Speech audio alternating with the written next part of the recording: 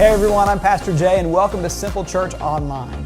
Whether you missed last Sunday, you're checking us out for the first time, or maybe even watching out of state, we're so glad that you're a part of our community. And we're praying today that as you watch, God would use this to bless your life. Enjoy the message.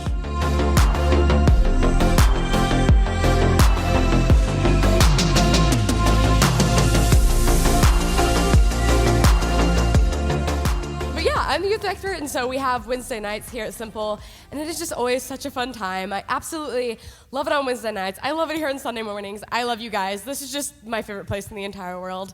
But I want to do something. Sorry, I got really excited. I want to do something with you guys that we do on Wednesday nights, and it's just a way for me to check in and see how everyone's doing. So it's a very, very minimal participation. So if you're still half asleep or you're just tired from Thanksgiving, it doesn't require much of you. All I need you to do is pretend this is a scale. This is thumbs up is great. You can be somewhere in here if you're meh, or thumbs down if you're an OU fan. So somewhere in here, just give me a thumbs up, thumbs down. Where are we at today? Where are we at? Okay, there's some thumbs up. Okay, there's a little bit in the middle. Just so you guys know, I'm not partial to OU or anything. I kind of inherited the OU fan thing from my parents, but I don't know anything about OU or OSU or anything like that, except for I know that OSU hasn't won Bedlam in how many years? This is the first time in at least a decade, something like that. Anyways, just gonna offend everyone.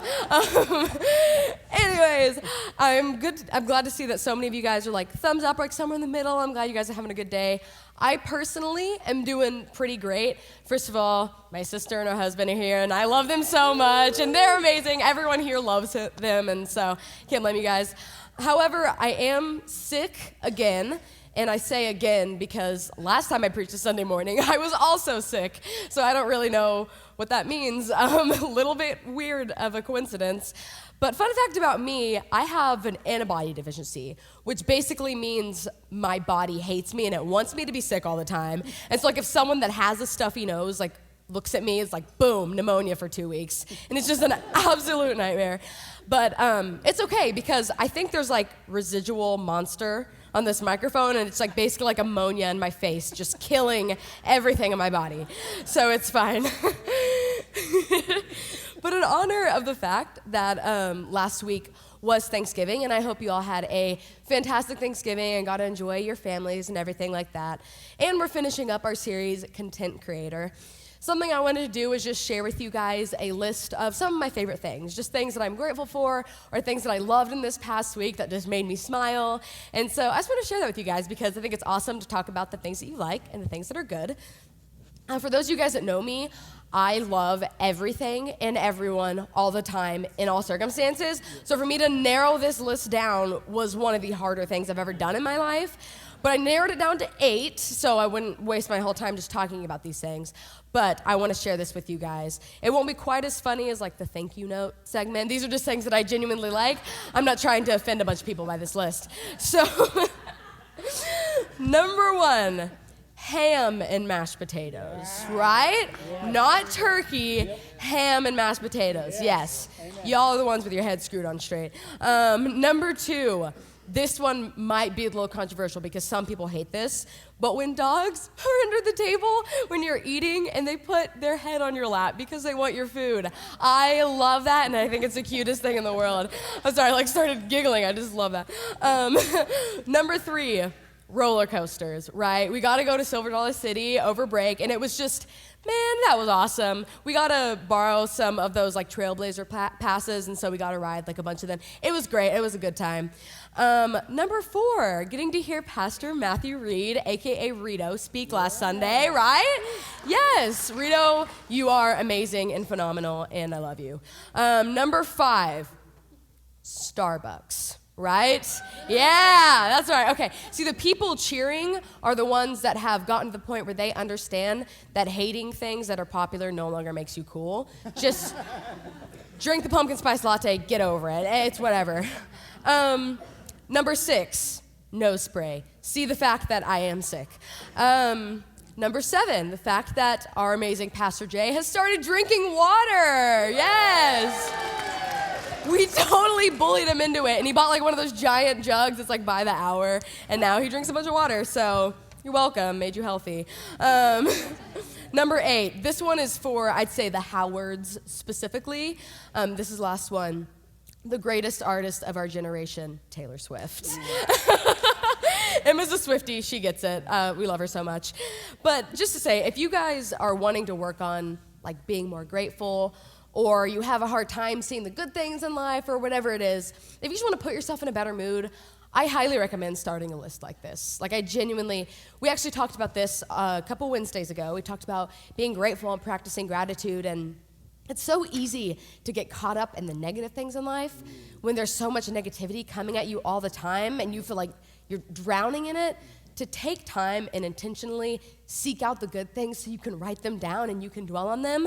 Like Proverbs 4:8 tells us, whatever is good, noble, pure, right, lovely, admirable, excellent, or praiseworthy, think and dwell on these things. So when something's good, write it down, think about it. And it totally changes your frame of mind. And some of our students actually have been sharing, oh my gosh, I know it's gonna make me cry. They've been sharing their lists with me of like the things that they've been writing down that they're grateful for. And I'm sorry, I cry at everything, it's not a big deal. And it's just so wonderful to see like the little things that they find in their day that they love. So if you're looking just to put yourself in a better mood, if nothing else, I highly recommend writing those things down. But while we're here talking about the idea of like gratitude and contentment and joy and all those things, and since it's the last week of this series, I feel like it's only fitting to talk about something that kind of hinders our contentment or kind of creates issues and like contradicts our contentment.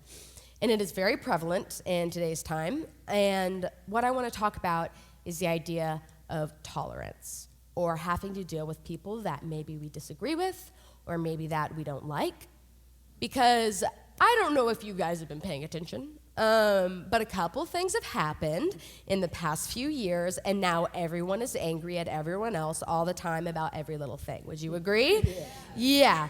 Everyone's a little bit mad, and it doesn't matter what you think, say, do, or don't do. Someone's going to be upset. And disclaimer, this is not a jab at political parties. This is not a jab about social ideologies. This is the fact that everyone is mad all the time. Let's take a poll. Raise your hand if you think people are easily offended now. Okay, hands down. Oh, that was awesome. It was like a wave. I don't know. Sorry, that was really cool. I'm sorry. I get so excited about everything I told you. Raise your hand if you think there are too many people that are intolerant nowadays. Okay, nice. Hands down. Okay, last one. Raise your hand if you think you are part of the problem. Okay, we got a few honest people in the crowd. Okay, good.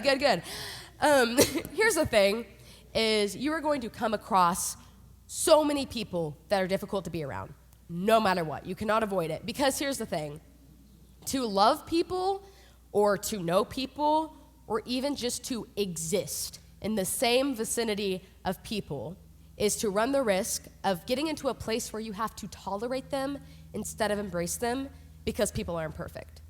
And you are always going to run that risk no matter what you do. Unless you live in isolation and never talk to a single person ever, you're going to run the risk of interacting with someone that you feel like you have to tolerate instead of embrace. And part of the thing is, I asked how many of you think you're part of the problem. And some of you guys raised your hands, some of you didn't, and that's fine. You can be honest later. But this is the thing. This is why no one thinks they're part of the problem. Well, some people. Is because everyone thinks that they are right about believing what they believe because they believe it's true. I am a huge advocate of the notion that personality predates ideology. And that is to say that people are going to believe whatever they want to believe because they were going to believe it anyways. Basically, people aren't going to go out of their way to seek out things that are, the morally or objectively correct thing to think. They're going to think it because it fits their personality.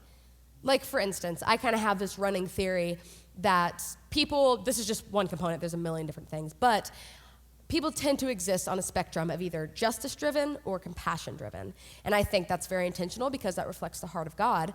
But people usually fall somewhere on the spectrum. So for instance, I am a more compassion-driven person, right? Whereas someone like, for instance, my dad is more justice-driven person.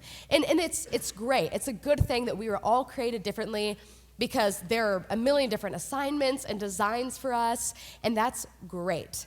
And we're all supposed to be different because if everyone in the world was like one kind of person, it'd be a big fat mess. For instance, if everyone in the world was more like me, we would sit around and talk all the time and be like, oh, well, how did that make you feel? I'm so sorry. Like, oh, what did your therapist say? That would be the world. That would be the world that we live in. Everyone would be in therapy and we'd talk about our feelings 24/7. That's the world if everyone was more like me. And nothing would ever get done. It sounds great, but nothing will get done. But the thing is, everyone is so firm on what they believe because they think, this is what I believe, and it's true, and it's thorough, and I refuse to sway on it because it relates back to their personalities. And so now we kind of get stuck in this like seemingly endless loop of the second someone disagrees with us, we're offended, or we feel like we have to fight them, or if they disagree or try to argue with us, it's an attack on who we are as a person. And part of the reason why this is, and this is not to say everyone does this, but once you kind of realize it, you're like, oh, maybe I do that, is we base our beliefs on our personalities and what feels right for us rather than God's truth. And it's like our personalities over actual truth. Or it's a political party with God's name stamped on it because that best suits our personality. And I could go on forever and ever and ever about how we need to stop putting words in God's mouth because, well, this is what the person that I voted for says, and so that's the truth. Or we write our moral beliefs or our moral designs into the Bible. I could go on forever about that, but I don't want to take up 5 hours of your time, so I'm just going to kind of skip over that. The issue that I really want us to talk about is tolerance. Because I genuinely believe that is one of the biggest enemies of contentment in our life at this point. Because we kind of look at it as tolerance as opposed to embracing or loving people. And instead of getting stuck in this endless cycle of like frustration and offense and tolerance, we really need to learn how to have grace for people. And so, for instance, I'm sure a lot of you guys had family gatherings this past week, and we have holidays coming up, and so we're all going to be around our families, which for some people is yay. For some people, it's like, oh, God. If you were here last Sunday, you might have seen that Trey Kennedy video that we played up here. It's great. It's a hilarious video. But it's kind of sad because it's really accurate, and it's just like these, 5 or so people sitting at a table, and they just argue about everything, and everything is picking a fight somehow. And that's kind of how things are nowadays. And it's really sad. And I know a lot of us have that coming up, or maybe a lot of us just have people that we have to work with that we like can't stand. Maybe we have bosses that make jokes about Taylor Swift when they shouldn't. Like, we all have these things that make it hard. You gave me the mic today. I don't know what to tell you. We have these things that make it hard, and it feels like we have to tolerate people instead of loving them and being around them. So what I really want us to do today is I have these 4, I'd say, keys to tolerance, but really keys to loving people that you disagree with, really loving anyone, but especially the people that you disagree with, because it seems like we have a much harder time with that because it's easy to love the people that you love. It is not easy to love the people that you don't like. And so that's what I want us to go through today is just these 4 keys to tolerance and what it looks like to love people that we disagree with or maybe just don't like. So number 1, the first point is to treat them like they are a person. And that sounds pretty self-explanatory. I actually want to read James 1:19 to you. And it says, "Know this, my beloved brothers, let every person be quick to hear, slow to speak, and slow to anger." Because a lot of the times when we disagree with someone or there's something that they say something that contradicts our beliefs, our immediate response is to like jump in and be like, hey, that's not right. Or our immediate response is to correct them and make sure they know who's the boss here and who knows what they're talking about. For instance, do you guys have Facebook? Yeah, enough said. But here's the thing. Mitchell, can you pull up? I feel like this needs to be the loading screen for Facebook. Have you guys seen any of these before? These are usually in like second grade classrooms, but I think they need to be in adults' bedrooms because some people just don't know any better. And it's really silly, but it's before you speak, think, is it true, helpful, inspiring, necessary, kind? And then that's pretty goofy. But I think a lot of us kind of forget that process when we get out of elementary school. And we get to the point where when we disagree with someone or we feel like we have to put our 2 cents in, it's like, well, gosh golly, this is how it is, and you're just going to take it. And you feel like you can talk to them however you want. Because a big issue that we face, and okay, maybe you're a perfect person and you never do this, okay? Let's pretend it's the other people that do this, right? It's not you. When we disagree with someone, we tend to dehumanize them a little bit. And the quickest and easiest cop-out, and I see this a lot because I've been on Facebook for like 2 minutes in the past like 5 weeks and I see it, and it's that people treat the people they disagree with like children. And they talk down to them like they're kids, like, oh, well, you just don't know what you're talking about. Or you treat them like they're evil because how could a Christian ever think that? How could a Christian ever vote that way? Or treat them like they're an idiot, or you treat them like they're an evil, idiotic child. And it's just, we find a way to almost make caricatures out of these people that we disagree with. Because the problem is, it is so much easier to hate someone that we disagree with than it is to understand them. And, oh, thank you. We take that easy cop-out when we disagree with people. Because what we should really do is if we disagree with someone, maybe instead of screaming in their face and telling them they're going to hell for thinking that way or being that way or doing those things, maybe what we should do is sit down with them, have a conversation, be like, hey, what makes you think that way? What in your life has led you up to this point to come to that conclusion? Maybe we'd be a little less mad at everyone all the time. So when it comes to loving people and people that you can't stand, number 1, treating them like they're a person instead of treating them like they don't know what they're talking about or this and that, like a person, because they are. Number 2, this is a hot button topic, understanding that there is such thing as a middle ground. And with the world we live in now, everything is so polarized, like really, really, really polarized, to where if you believe this one thing, that means you believe all of these things. Or if you believe this one thing, you believe all of these things, right? I think that's fair to say, or at least that's how it's viewed for the most part.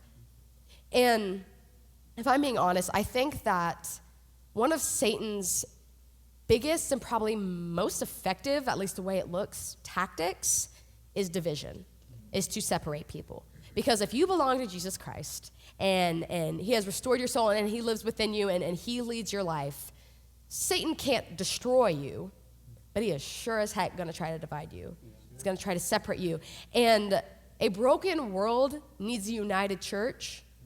And if I'm being honest, I think that's one of the places where it's most divided for the most part, I'd say. And we get to this point where we disagree with someone, and we can agree on all of these 18 million things, but if we disagree on one thing, it's done. And Satan tries to use that against everyone all the time. So when you have to encounter someone that you disagree with, that's the first thing Satan's going to attack is, oh, well, if they think that, you know what else they probably believe? Da-da-da-da. And it goes back to the idea of trying to dehumanize people, because instead of viewing them as a whole person, we take them as this one thing, which means everything else.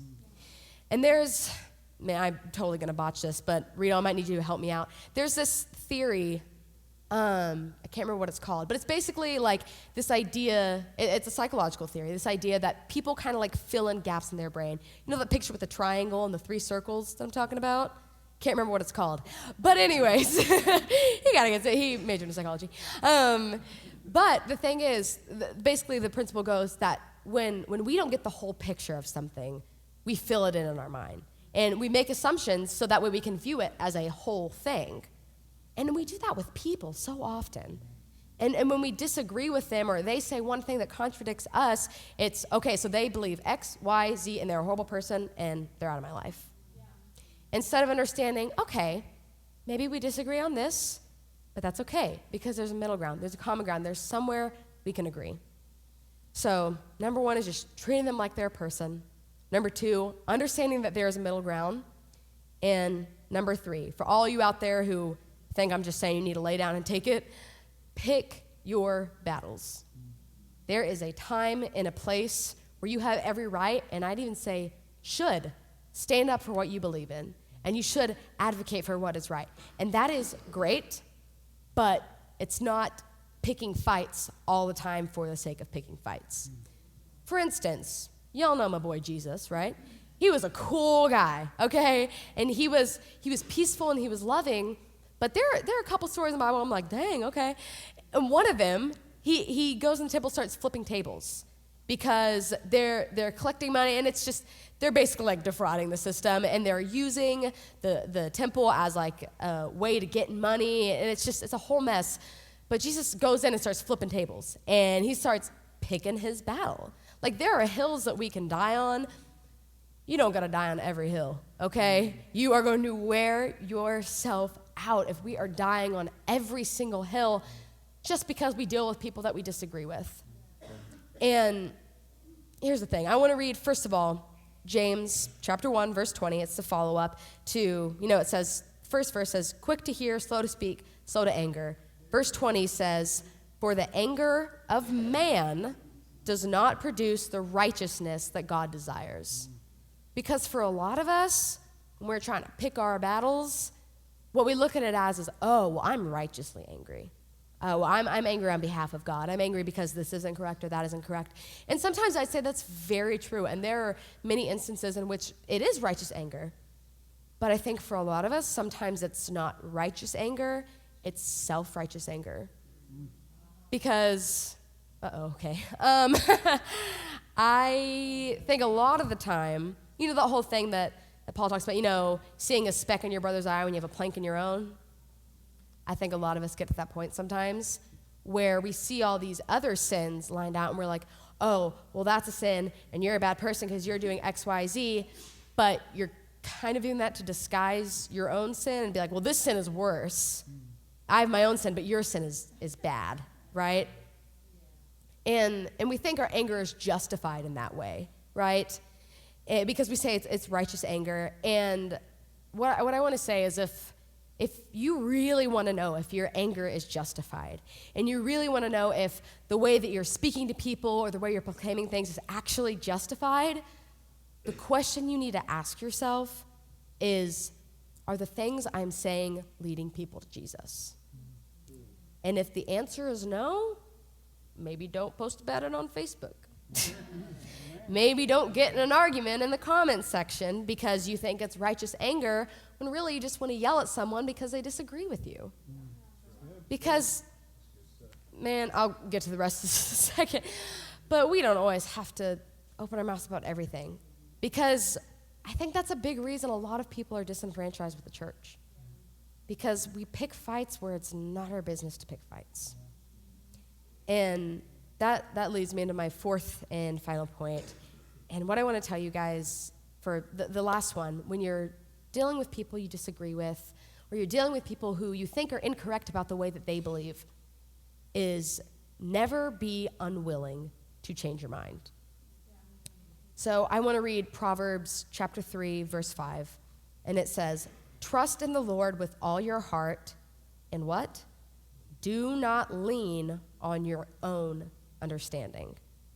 There are certain things that I'm a believer you shouldn't change your opinion on, or you shouldn't change your beliefs on. Like if you believe that Jesus, came down to the earth, died for our sins, and rose on the third day, I'd say you don't really have to be open to changing your beliefs about that necessarily.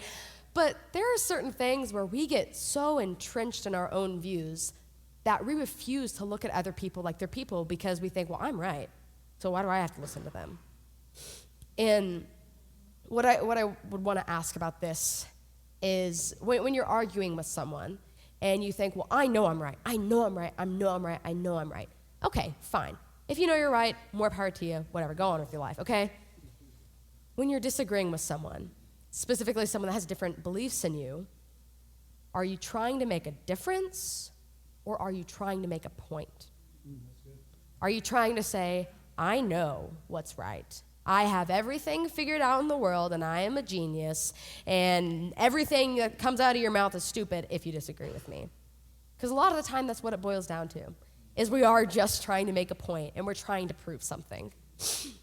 And if we really want to know kind of like what our basis should be on like when to pick our battles and like when to stand up for whatever, or what we should really be advocating for, I think a great place to look is in Matthew chapter 22.